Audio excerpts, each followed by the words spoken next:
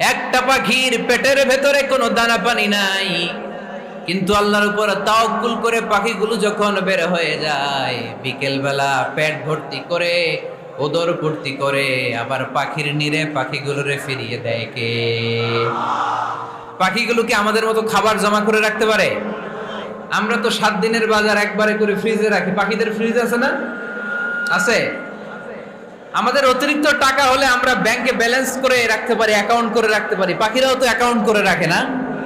না, প্রতিদিন না খেয়ে বের হয়। কালকে ওই পাখিটা কি খাবে, কোন জায়গা থেকে তার রিজিকের ব্যবস্থা হবে, আল্লাহ ছাড়া কেউ জানে।